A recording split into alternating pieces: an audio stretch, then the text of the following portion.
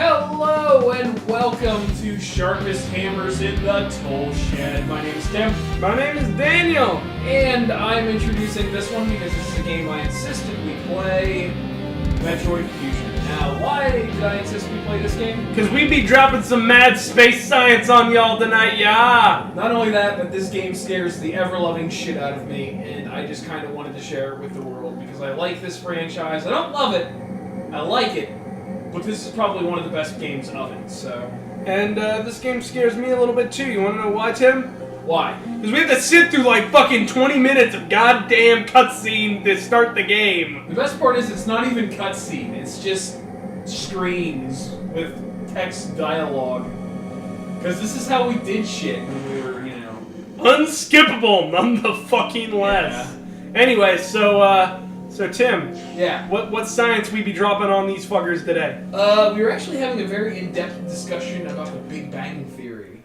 See, my current position is that I believe the Big Bang didn't create everything. I believe it was part of creating our solar system, our immediate vicinity. Like, the universe is much larger than what we give it credit for. And my position is that Tim doesn't know what he's talking about. But usually that's my position, so I'm going to have to be a little more in-depth on that one. The Big Bang, as we understand it, created the universe. Meaning everything that we are capable of observing was created in the Big Bang. As far as we understand the Big Bang, because, let's be honest, the Big Bang Theory is a little shaky. Right. But essentially all things originated from a single point and are expanding out from it. Go ahead. I just think that to say that the Big Bang created everything, there had to be what starting point was there for the Big Bang, though.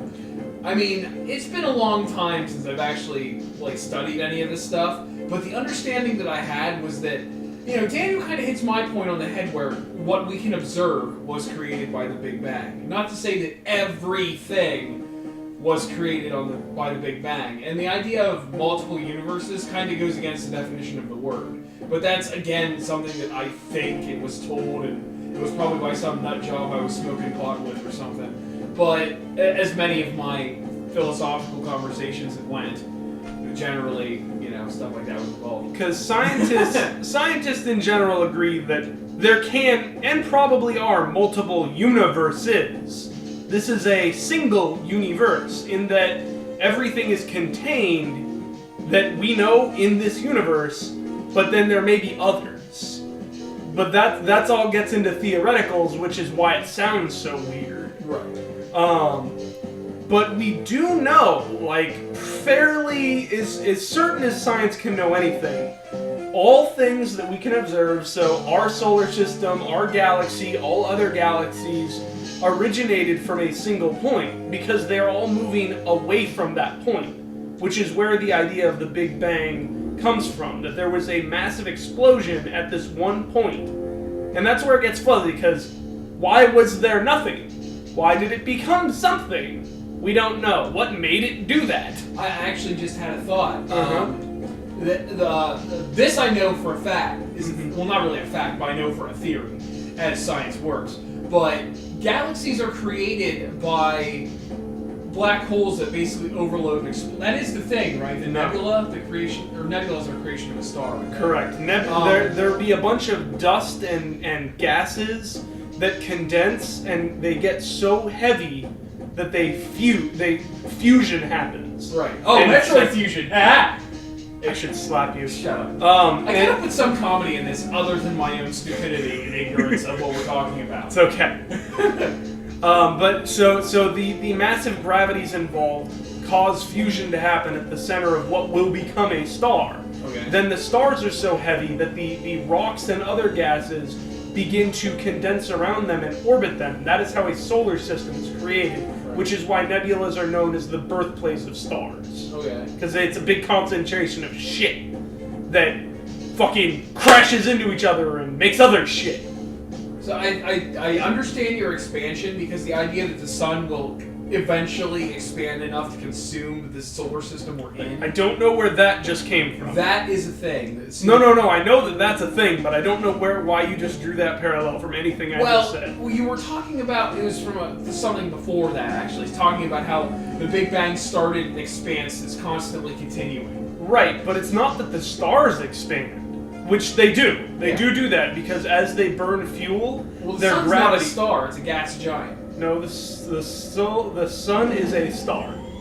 I thought it was something. No, the gas giant is a medium. Planet, right? Correct. That Jupiter is a gas giant. Okay. The sun is a medium-sized yellow star, which will eventually, as we understand stars, will become a red dwarf much later in its life, or a red giant, which will then turn into a red dwarf. Right.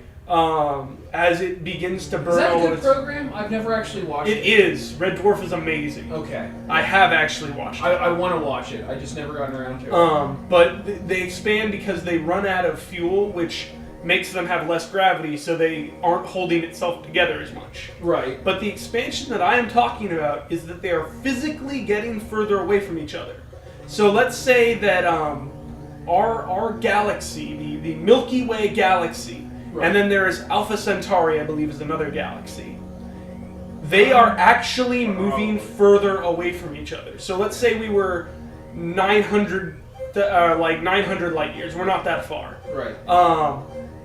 Like a billion years from now, we're going to be further, like 20,000 light years away from each other, because we're moving like this. Now, I know I came to the conclusion that the sun was going to consume, the planets of the solar system from a science class thing. I know that wasn't a crackpot theory. That is a thing, because the sun is constantly exploding, and that's what pretty much creates it. It won't necessarily consume all the planets. I think the three closest ones are going to get eaten. Earth isn't going to get eaten, but it will be uninhabitable. Good TV shows, Third Rock from the Sun. If you said the first three, we're fucked. Oh, well, there you go. Yeah. It does get much bigger, but its gravity doesn't increase, so it's not going to suck us in. No, I'm not saying it's going to suck us in. I'm just going to, being consumed, it doesn't exactly mean sucking in, but it means we're going to be consumed in its flame, and it's going to be right fucking there. Yeah. So, eventually that will happen. And it doesn't actually have to be right fucking there to burn us to a crisp, because... Right. We are set in such a... Oh, we're playing now. Okay. Woo! Like, the way we... Wow, God, we're only fucking 8 minutes into the video, somewhere around there. It felt much longer the first time. Yeah. Well, anyway, how to shoot a gun, that's good. But, we're set in such a delicate way. Like, the way the Earth is tilted, to create our climates and things like that. It is literally perfect. Yeah, any change, any diversion would cause drastic evolution to us. Or drastic death, Do you know one of the biggest reasons that life can exist on Earth? What is that? Jupiter. What? It catches the vast majority of things that fly into our solar system. Oh. Yeah, so rather than them hitting us, they hit Jupiter, or they hit our moon. Oh. So that is a big reason, because otherwise we would just be constantly getting hit by giant shit. It'd be that rock that hit Russia every day, all the time. Yeah, that's no good. No. So yeah, back to the Big Bang. The biggest thing was because this kind of spawned from Tim saying that the Big Bang caused the only our solar system. Now let's be honest. This started from talking about the Big Bang Theory, I think. Well, yeah, but I don't watch that show, so which I do. I love that show. I'm sure it's a great show. I just don't watch it. But yeah, so that's kind of what spawned us wanting to talk about this, because it just happened to be something I know a fairly decent large amount about. The biggest thing that we kind of had an issue with was the definition of universe. Tim took... What the fuck was that? Just like a little frog dude? Yeah, kind of. That was something inhabited by Parasite X. Nice. Anyway. Which is the whole big plot point that we're glossing over. Glossing over! Wait. Basically, Tim took objection to the idea that the Big Bang created, quote, everything that will ever exist has everything, which, in the strict scientific definition of universe, yes, the Big Bang, the theory, created everything that it is possible for us to observe currently. So all the planets, all the gases, all the energy. There's background radiation that you know when you turn on a radio and you hear that. Yeah. That is background radiation from the Big Bang. Then we are all mutants. Yeah, pretty much. Yeah. I mean, technically, yes. The only reason life can exist is because of mutation. Otherwise, we'd all be whatever. Well, we wouldn't be anything because amino acids would never mutate and we'd never become, us. Ain't life grand? Well, whenever you put it in scientific terms, not really.